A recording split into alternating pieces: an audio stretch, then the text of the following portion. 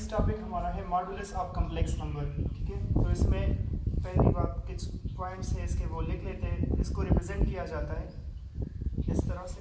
ठीक है, दूसरी बात ये कि अगर हमारे पास z बराबर हो x प्लस वाई आयोटा के, तो फिर z मॉड किसके बराबर होता है? Square root x square plus Y square के। ठीक है, ये इसकी डेफिनेशन है। और तीसरी बात ये इट रिप्रेजेंट्स, ये क्या रिप्रेजेंट करता है? Distance of z, complex number का डिस्टेंस कहाँ से? From origin. ठीक है, ओरिजिन से किसी भी कम्प्लेक्स नंबर का डिस्टेंस, ये हमारे पास z मॉड जो होता है ये रिप्रेजेंट करता है। अब इसकी कुछ प्रॉपर्टीज है उसके बारे में बात करते हैं। मॉडुलस की प्रॉपर्टीज में जो सबसे पहली प्रॉपर्टी है वो ये कि z मॉड इक्वल होता है z कंजुगेट मॉड के, फिर माइनस z मॉड के और फिर माइनस z कंजुगेट मॉड के। इन सब का डिस्टेंस मतलब ओरिजिन से सेम होता है। इस प्रॉपर्टी को मैं ऑलरेडी जो कंजुगेट की प्रॉपर्टीज थी उसमें मैंने एक्सप्लेन किया था इसको। ठीक है, जो दूसरी प्रॉपर्टी है इसकी वो ये है कि z1 z2 होल मॉड बराबर होता है z1 mod into z2 mod, मतलब इनके अलग अलग मॉड के बराबर होता है।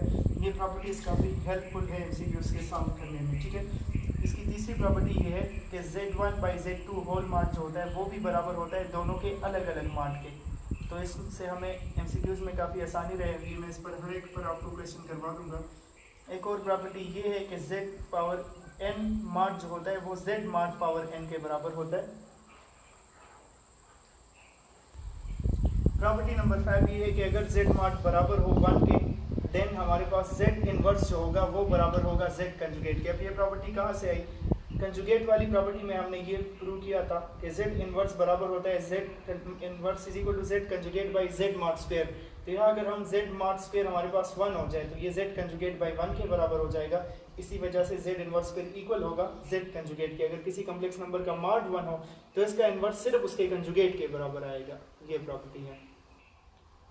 अब क्वेश्चन है हमारे पास z is equal to 1 plus 2 iota into 2 plus iota into 1 plus 3 iota, और हमें मालूम करना है इसका मॉड। तो अब सोचे अगर हम इसको मल्टीप्लाई करें तो ये तो काफ़ी टाइम वेस्ट करेगा। तो इसके लिए अब प्रॉपर्टी यूज़ कर लेते हैं। प्रॉपर्टीज़ होती है इसीलिए कि हमारे पास कम टाइम में वो काम हो जाए। तो हमें इसका मॉड मालूम करना है। तो ये जितने भी ये 3 अलग अलग कम्प्लेक्स नंबर्स हैं इनका अलग अलग मॉड हम ले लें तो बस काम आसान हो जाएगा। तो 1 प्लस 2 आयोटा का जो मॉडुलस होगा वो क्या होगा?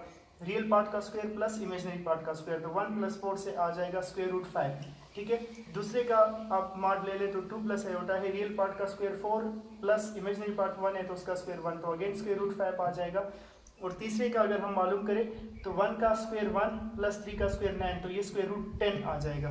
तो इनको सिंप्लीफाई कर लेते हैं। हमारे पास आएगा क्या? इन दोनों से 5 आ जाएगा और स्क्वायर रूट 10 अपनी जगह पर, तो 5 इंटू स्क्वायर रूट 10 हमारा आंसर बना है।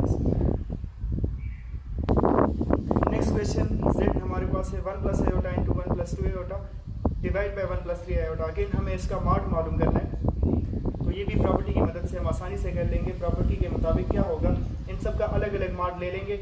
मल्टीप्लिकेशन डिवीजन में हम अलग अलग मॉड ले सकते हैं। तो 1 प्लस आयोटा का अलग मॉड, तो 1 स्क्वायर प्लस 1 स्क्वायर से स्क्वायर रूट 2 आ जाएगा हमारे पास।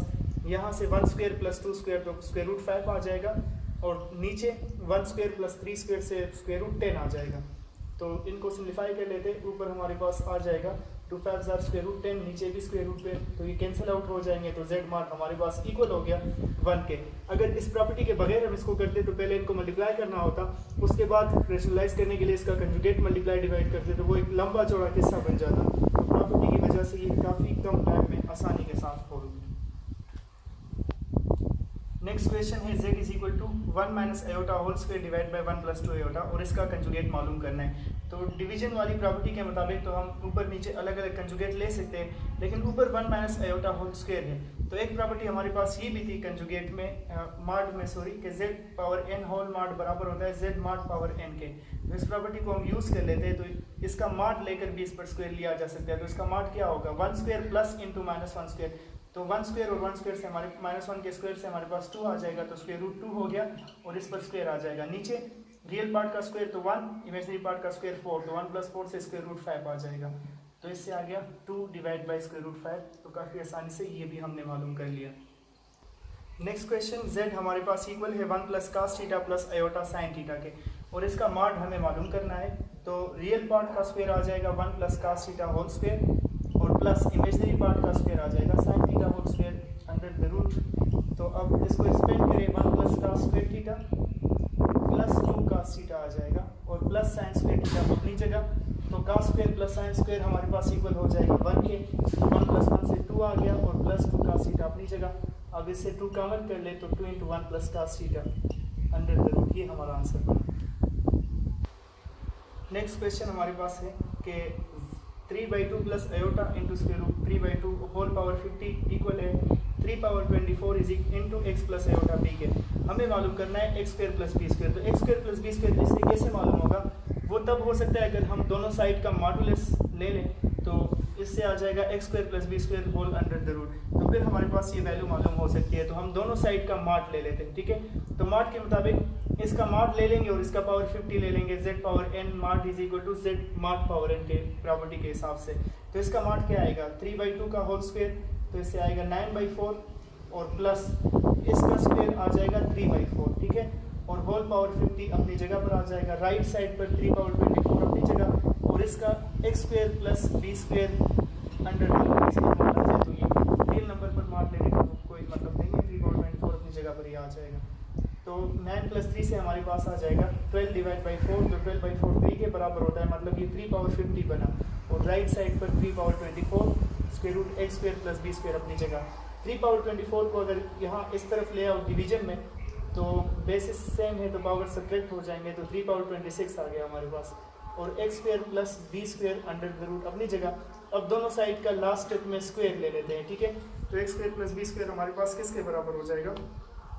एक और बात, यहाँ पर इस पर स्क्वायर रूट भी था, स्क्वायर रूट हमने नहीं लिया, थोड़ी सी मिस्टेक यहाँ पर आई है। जब हम मॉड लेंगे तो स्क्वायर रूट भी तो आएगा, तो वो स्क्वायर रूट इस 50 पावर के साथ हमारे पास कैंसिल हो जाएगा, तो 25 पावर आ जाएगा। 50 × 1/2 पावर से 25 आ जाएगा। तो 3 पावर 25 को पर 3 पावर 24 को डिवाइड कर लो, इससे 3 पावर 1 हमारे पास आ गया। दोनों साइड का स्क्वायर ले लेंगे तो x square plus b square की वैल्यू हमारे पास क्या आई लास्ट में? 3। Next question 2 + iota divide by r is equal to 1 + iota square plus 4 iota into cos theta plus iota sine theta है। और हमें मालूम करना है क्या? r मॉडुलस, ठीक है। तो कम टाइम में करने के लिए सबसे पहले तो दोनों साइड का मॉड ले लेते हैं। तो 2 + आयोटा पर अलग मॉड आ जाएगा, r पर अलग मॉड। तो 2 + आयोटा का मॉड क्या आएगा? 2 का स्क्वायर 4 प्लस इमेजिनरी पार्ट 1 है तो उसका स्क्वायर 1। तो 4 + 1 से स्क्वायर रूट 5 आ गया, नीचे r पर भी मॉड आ गया, ठीक है। 1 + आयोटा स्क्वायर को थोड़ा सा सिम्प्लीफाई करते हैं डायरेक्ट, ठीक है। इमेजिन करें इसको जहन में, तो 1 स्क्वायर प्लस आयोटा स्क्वायर, तो 1 स्क्वायर प्लस आयोटा स्क्वायर चूँकि -1 के बराबर होते हैं तो वो दोनों कैंसिल हो जाएंगे और फिर प्लस 2 आयोटा आ जाएगा। तो मतलब 1 + आयोटा स्क्वायर हमारे पास सिर्फ 2 आयोटा के बराबर आ जाएगा। और प्लस 4 आयोटा भी है इसके साथ, तो प्लस 4 आयोटा भी इसके साथ ऐड कर ले तो इससे हमारे पास आ जाएगा 6 आयोटा। तो मतलब 6 आयोटा पर अगर हम मॉड ले लें तो रियल पार्ट तो इसमें है नहीं, तो 6 स्क्वायर अंडर द रूट आ जाएगा। तो सिंपली इससे हमारे पास सिर्फ 6 आ गया जब हम इस पर हमने मॉड लिया। और ये अगर सिम्प्लीफाई करें तो ये आ जाएगा cos square theta plus sine square theta, तो ये भी इक्वल हो जाएगा किसके? 1 के। तो हमारे पास आ जाएगा square root 5 divide by r mod is equal to 6 into, चूँकि ये 1 के बराबर है, स्क्वायर रूट 1 के बराबर हो जाएगा। तो r मॉड को दूसरी तरफ ले आए, 6 डिवीजन में आ जाएगा, तो r मॉड इक्वल हो गया √5 डिवाइड बाई 6 के। तो काफ़ी मुश्किल लगने वाला क्वेश्चन 3 स्टेप्स में हमने कर लिया, काफ़ी आसान है। बस थोड़ा सा प्रॉपर्टीज़ को अगर हम अपने माइंड में रखें तो ये क्वेश्चंस बहुत ज़्यादा इजी हो जाते हैं।